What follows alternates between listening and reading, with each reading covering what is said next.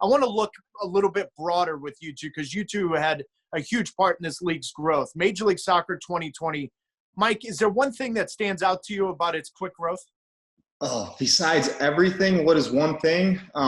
Seeing these stadiums fill up and the way people view the game is insane. It was almost like when I was playing in New York, it was almost, at times like the butt of the joke. And I knew deep down where this league was going, and I knew it was going to take off eventually.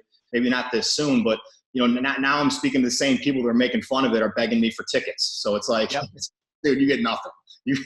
I'm not going to unless you buy some vodka, then you'll give them some tickets. Buy some vodka and we'll talk. But it's insane. And going back to Beckham, it's all because of him. I think that, before Beckham and after should be, how this league's judged. And since I think his year was 2006, since then it's been, to get my hand in the angle, it's been going like this, and now just skyrocketing with these owners now pumping money in and seeing what guys are doing. It's insane.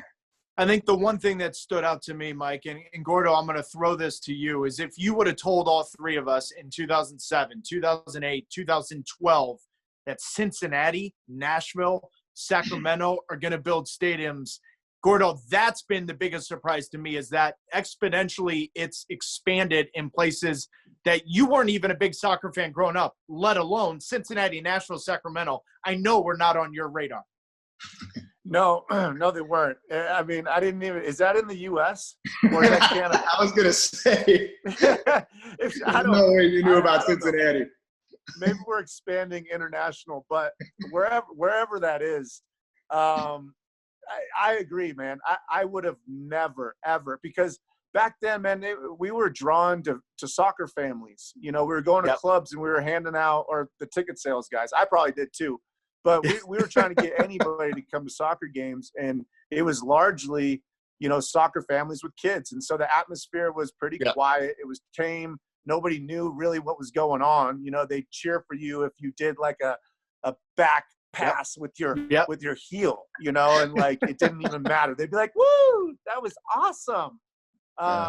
But now you go to like, Orlando, Atlanta, Seattle, Portland. These are grown men, grown women, and they got beers in their hands, and they are ready to cheer on their team like to the death. It's like, it's very, very European, and it's crazy. I would have never guessed. Well, I think Gordo, you bring up an interesting point, because I think all three of us would agree. When Toronto came into Major League Soccer, you all of a sudden saw a different change, that it wasn't families, it was young professionals with alcohol in their hand, and then all of a sudden, in the blink of an eye, that was everything. Now, Mike, I know you're in Chicago, and that's little bit of a behind times a little bit. They're coming together. 2020 is supposed to be in Soldier Field, and ultimately they need a soccer-specific stadium.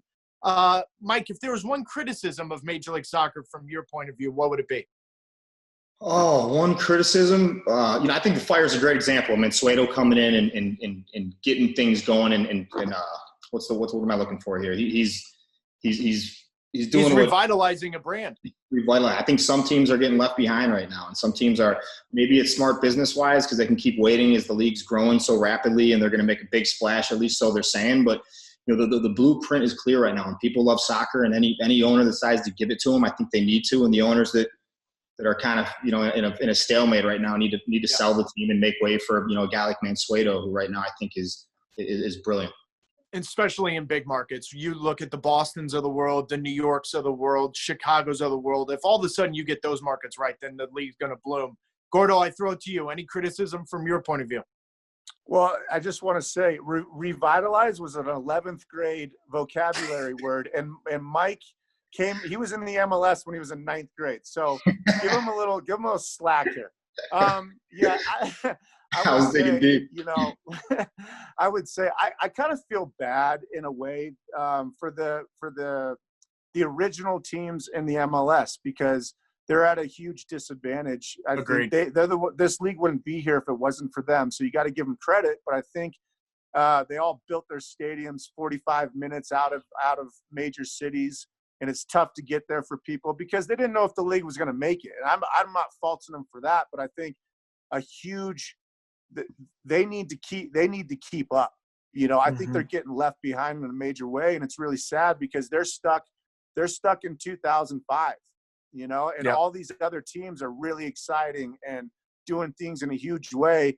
and they're just not even close now, and it's when you go play in these stadiums, it's sad, man, because you go to another one, you're like, wow, this is it. MLS is on the map. And then you go to some of these other cities, and it's just like, man, we're this, it's not doing these fans in these cities justice because they got nothing to get behind. No, but you bring up the most important part, Gordo, is the fact that initially when they came into the league, it was a struggle, and now they've operated in such a manner where new owners like Arthur Blank has come in and said, whoa.